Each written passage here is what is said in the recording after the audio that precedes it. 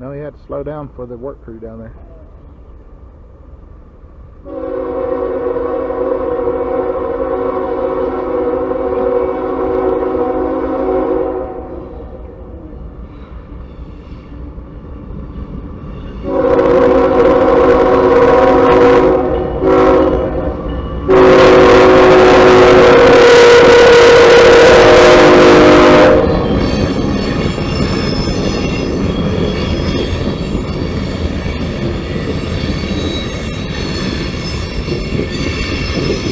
Well, it started out a busy day at Callahan. Brandy's Avenue is one of our favorites because of the Hunter sub that goes from Folkestone down through into Jacksonville, and you have the Callahan sub that goes to Baldwin. It's a good spot.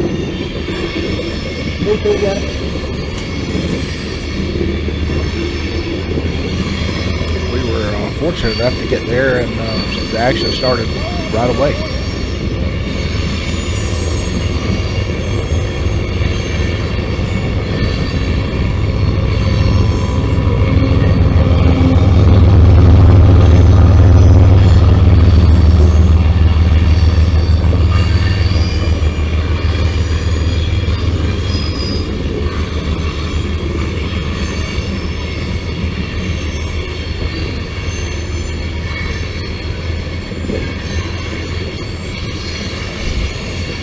We were fortunate to have our son meet us around 8 o'clock at Callahan at Brandy's Avenue.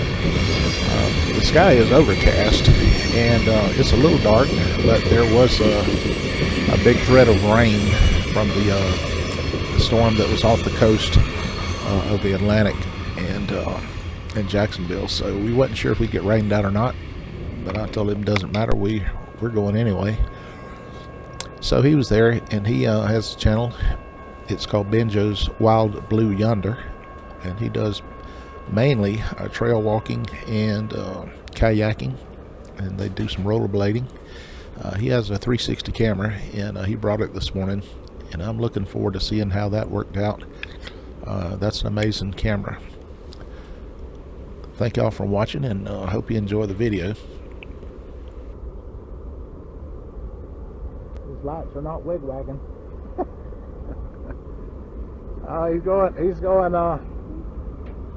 He's going to Baldwin.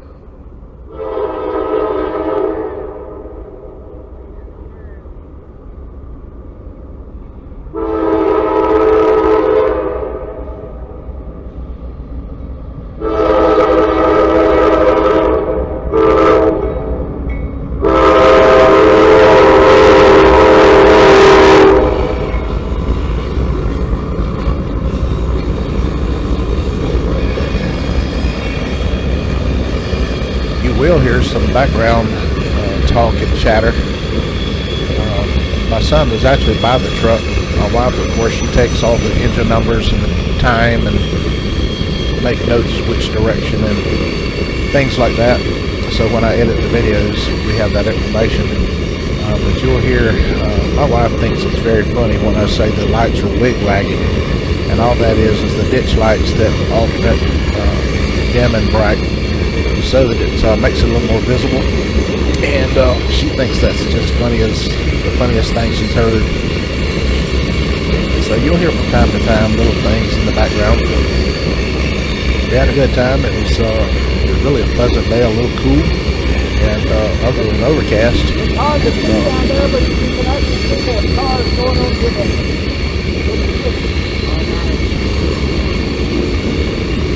I was just telling my son about the two tracks, how they divide down there, and there's two different switches you go through to get off of number 1 track onto the one that's going down to Baldwin, or on the number 2 track that you can go through 2 switches to get onto that rail.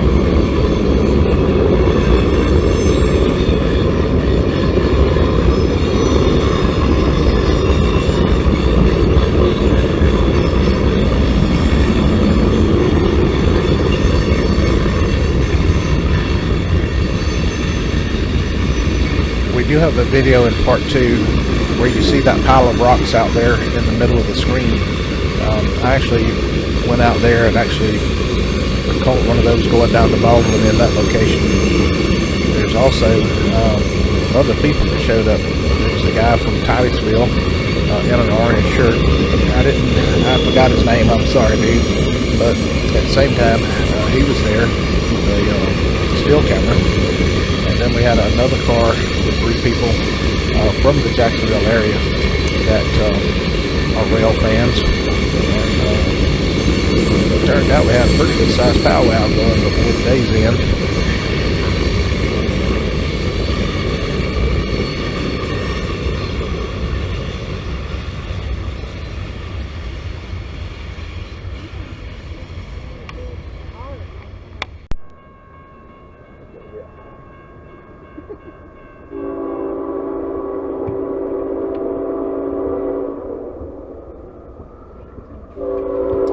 This was one of the few that I actually caught the work number of the train. Straight through, baby.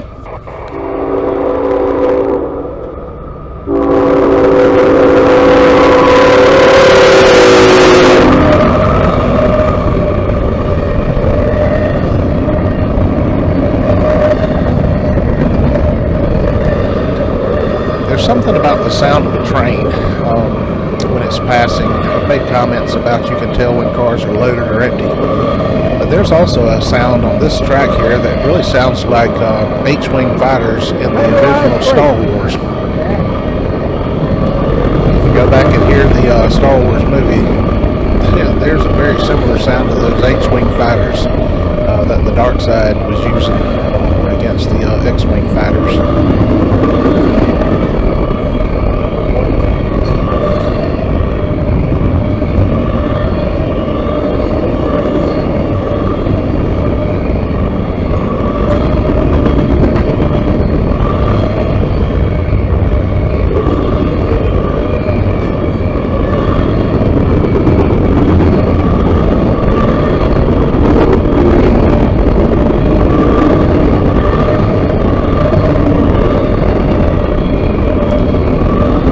The track speed train is my favorite, but you got to think about all the energy that is in that train. Folks, respect trains. There's a lot of weight, a lot of energy, a lot of destruction, and you don't never win against the train.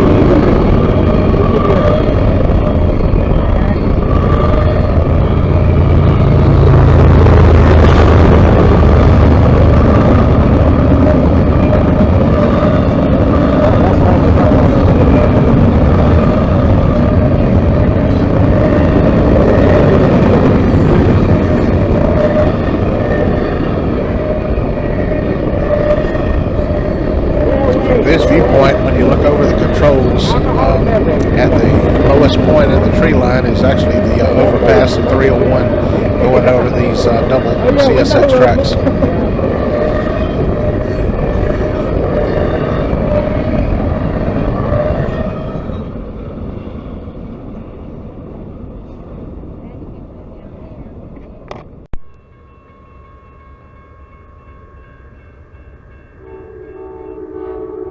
Train number 4. We're going south to Ball, that's Amtrak.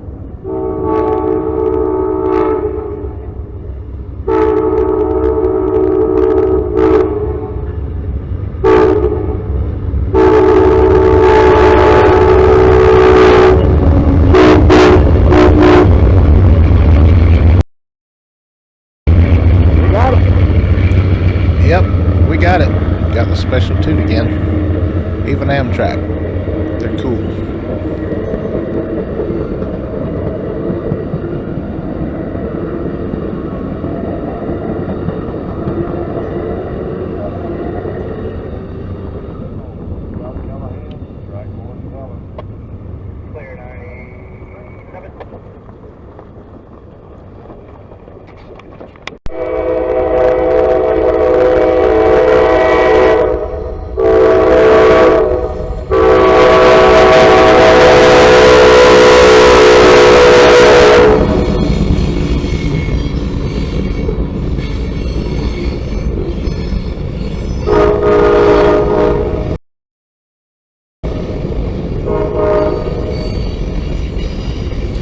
got the toot one more time. And also, the CSX guy that was working on the switch down there, he got the toot also.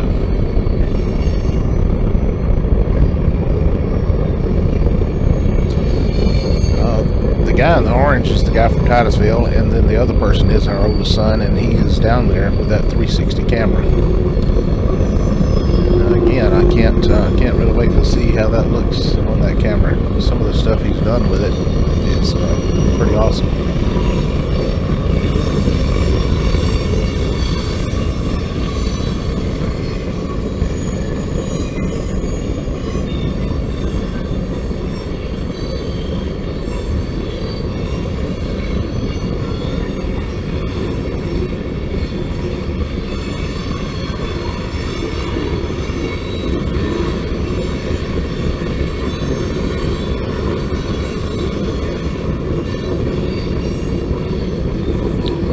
Earlier that morning, a couple hours before, the CSX guy that was working down the way happened to stop, and we were talking for a few minutes, and I asked him about any trains in the area, and he said, well, nothing really coming from the north for a little bit, but there was one in the south headed north that was about 30 miles away, and he got it right.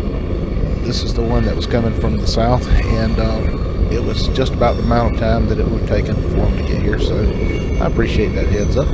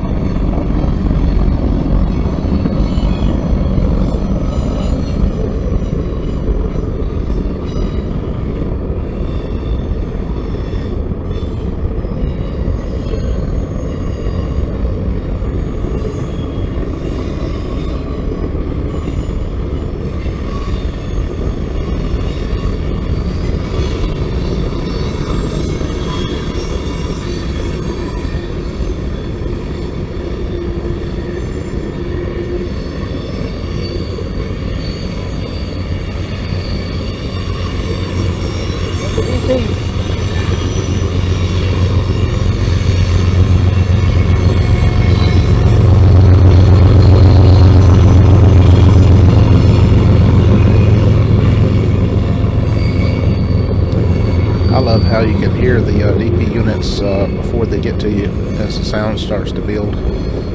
That's awesome too, to see a double DP. Most of the times they'll be singles, but that was pretty neat to see.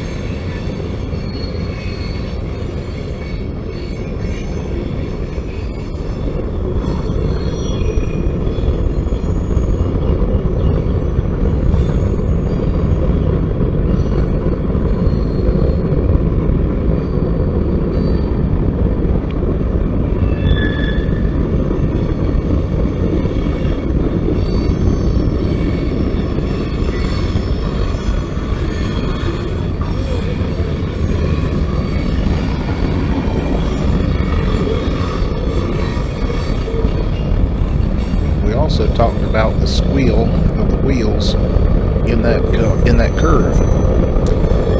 That one does not have greasers, but it's really a shrill, loud sound. And when you're standing out in the middle out there, that's even worse. And if you're on the other side on that road that's next to that track, you just about have to cover your ears up.